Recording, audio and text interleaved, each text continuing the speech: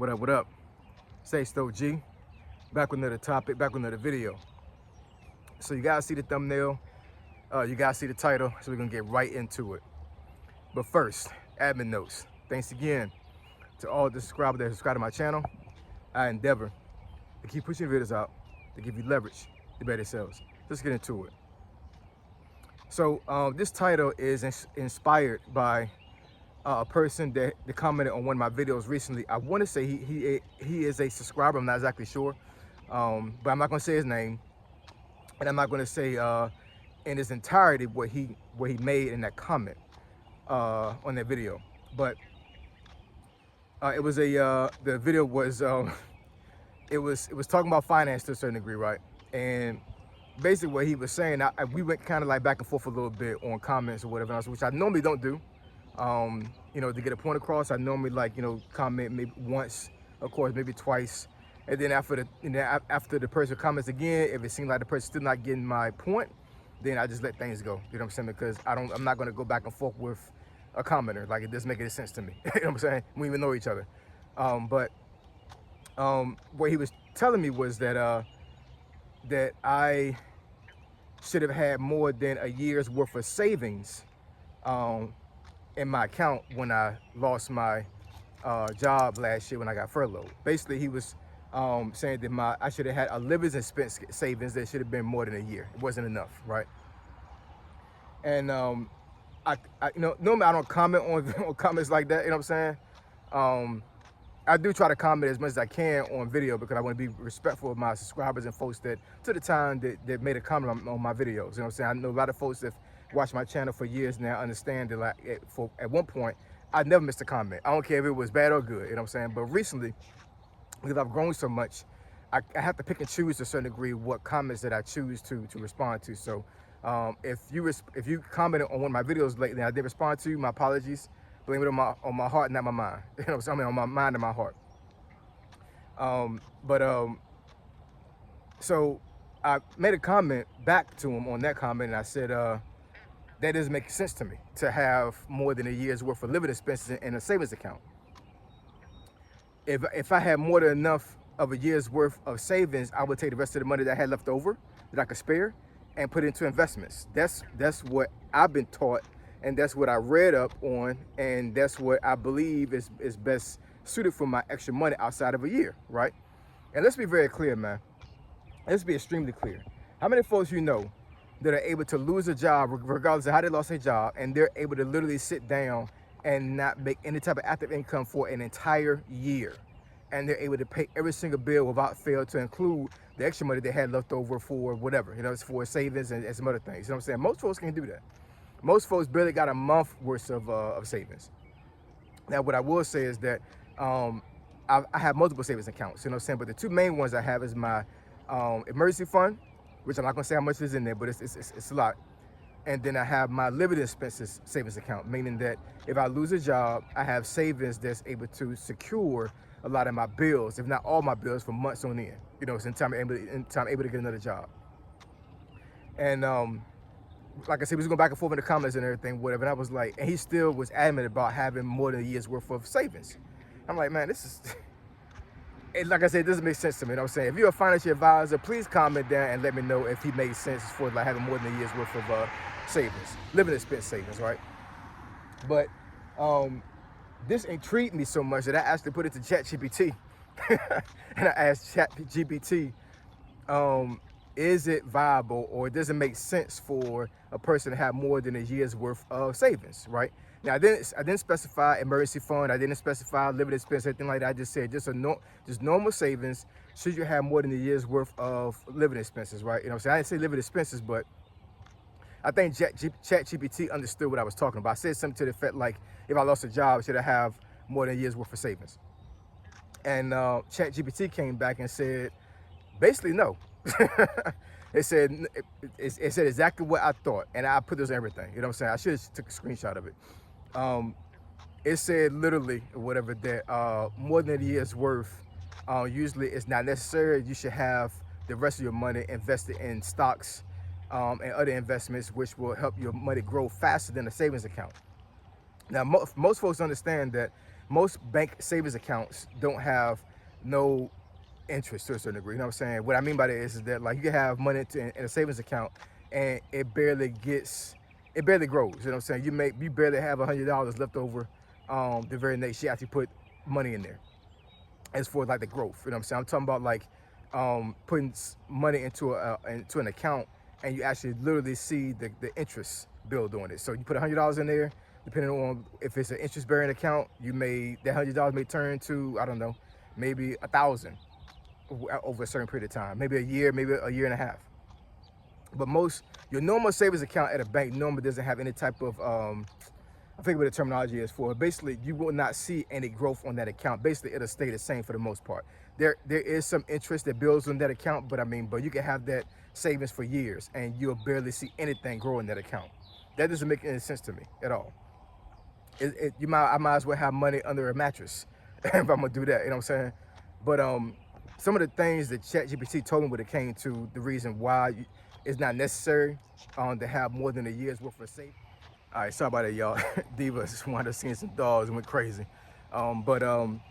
Yeah. So as far as the 3 to 6 months of savings, so ChatGPT came back and said that a person normally should have 3 to 6 months of savings if they have irregular income, meaning that they don't get the same income every single month.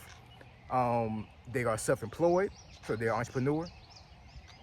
They have they work in an unstable industry. So I don't know. I mean, you can think of examples as far as like what an unstable industry is, but there are some jobs out there where like, it's common for somebody to wind up getting laid off or furloughed, whatever, because it's not a stable environment. And also if you support a family, right? So that goes without saying. So ChatGPT said this should be common practice. But, you should have savings, period. That's my personal opinion. But I think ChatGPT actually took into account that most folks don't have savings. So I think that's the reason why it actually gave those answers, because it's saying that should be common practice. But I think ChatGPT understands and realizes that it's not common for folks to have savings like that, right? But that's a 3 to 6 months theory. And then it also said that if a theory where you should have more than a year's worth is if you're transitioning, meaning that you may about to be retired and you're using your savings as like kind of a retirement account. If you're ready to purchase a home. Personally, I believe that you should have a separate account for that. You should have your emergency account. You should have living expense account for savings, and you should also have an account for just a down payment on a home, right? And then also, if you want peace of mind, right, as far as like having like a whole bunch of savings, money in your savings account. So once again, those are the things that ChatGPT came back with when it came to the theory behind having 3 to 6 months of savings or more than a year's worth of savings. But it proved my point. Having over a year's worth of savings does not make sense to me. You know what I'm saying? I don't know if it makes sense to anybody else, but this is to me. I can use and utilize my money a lot better if I have at least a year's worth of living expense saved up, an emergency fund also, and then also using the extra money that I get after I build those two accounts to put into investments and stocks, and it builds my money. You should be in a mindset where you put your money in places where it builds money and it doesn't stay stagnant. It's not mattress money. You know what I'm saying? There's no reason for me to put over 10 grand. I'm just making an example. You know what I'm saying? It's no reason for me to put 10 grand inside of a savings account and it has no growth whatsoever. If 10 grand is way over my yearly expense. And I understand that 10,000 is nothing. You know what I'm saying? Nobody can really live off of 10,000 a year in this day and age, unless you had a roommate and I'm not sure you can survive. 10,000 is crazy. You know what I'm saying? I'm just making an example. Let's say, in theory, 6 grand was more than enough for you to live for a whole year and not work. Like I said, I'm just making an example, just making a theory. So you got the other 4,000 in a savings account, and by the time the year's up, what kind of growth you have in that account? You know what I'm saying? So I would take the other 4,000 and put it to the stock market. And I would do some research, you know what I'm saying? I would see, what stocks are hot right now, which stocks are, predicted to grow. And then that 4,000, literally, let's say I did that in like January. The very next January comes around. That 4,000 put into the stock market literally could compound, and it could go up to like 20 grand. I've seen that, if not more. Cryptocurrency is a perfect example. You know what I'm saying? So yeah, man. Having over a year's worth of savings does not make any sense to me. Then he also made a point on that comment where I stated that by the time I had got my job, which I have now, because I got another job in January this year. I got furloughed back in March of last year. So that was 9 months of being unemployed, and I did some gig work in between, some IT gig work, but I didn't have an actual 9-to-5 W-2 job for a whole 9 months, right? And I stated on a video recently that that my savings had dwindled down to about 30%, right?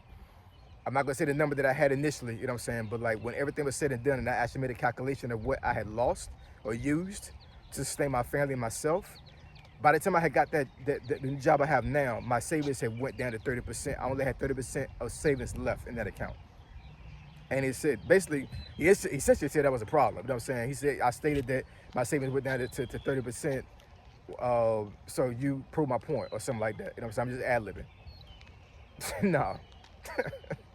Man, I'm telling you, I don't understand how folks could look at the economy and look at stats and just know people in general and understand and believe that the majority of folks out here are able to save and have a savings account that has a year's worth of living expense in it. Let's say that the person that this person is talking about, whatever I'm saying as an example, needs $8 grand a month to live. Let's say the person has a wife and 2 kids, right? It's a guy. Well, I'm sorry. You know what? I'm sorry. Let me go ahead and change that. You know, let's say it's a woman. Let's say it's a single woman with 3 kids. Okay, a single woman with 3 kids that has a career, right? She makes, I don't know, maybe like 90 to 100,000 a year, right? And her expenses are $8 grand a month, right? And she gets furloughed from her job.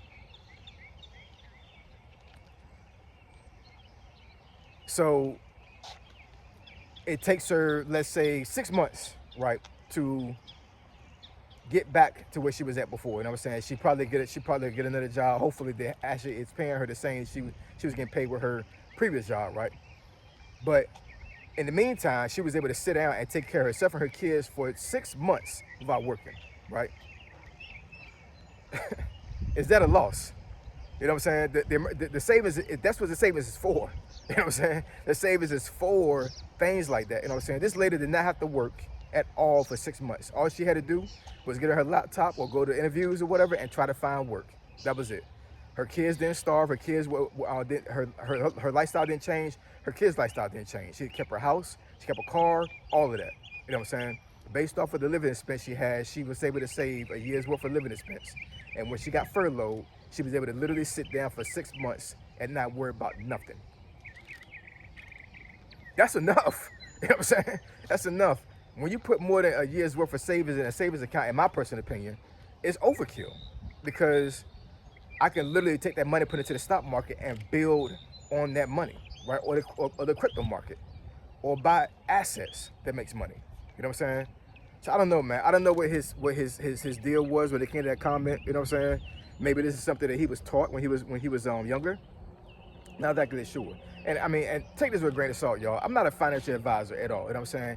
A lot of stuff was trial and error. I did my own personal research, and I actually have talked to financial advisors myself personally. And actually had some coaching when it came to this type of stuff, because I was messed up at one point financially. You know what I'm saying? And I knew that I didn't have the knowledge to bring myself out of it clean, right? So, you know, I did the research and I did the work. You know what I'm saying? And I'm not an expert by any means. You know what I'm saying? But when catastrophe happens now financially, I'm in a good position, right? And I have the knowledge now, whatever, to get myself back to where I was at before. But, man, I'm telling you, you'd be better off putting your money into the stock market after building a year's worth of living expense. That's my personal opinion, man. You know what I'm saying? I cannot see myself putting a year's worth of living expense for years on end, and I see no growth on that account. It doesn't make any sense to me at all. It just doesn't, man. Financially, it doesn't. I might as well take that money and put it under my mattress. You know what I'm saying? It might well not even be in the account. You know what I'm saying? Because at the end of the day, You want to get into a position at some point in your life where your money is making money. You know what I'm saying? That's how the rich stays rich, man. The rich doesn't stay rich by active income. They just don't. You know what I'm saying? They may stay rich active income based off of their employees. You know what I'm saying? But them personally, they don't make money and build their wealth and sustain their wealth based off of working a job, active income. They don't do that. You know what I'm saying? They figure out ways to get assets to make them make money. They build businesses so other folks able to sustain their own lifestyle, right? That's the way it works. You know what I'm saying? So I don't know, man. But I definitely do want to hear you guys' opinion on this. Should you have more than a year's worth of savings, a living expense savings in your savings account? Or do you think three to 6 months is enough? Let me know. All right. So I appreciate y'all. Love y'all. I'll catch y'all next video. Say so G. Signing out. I'm gone.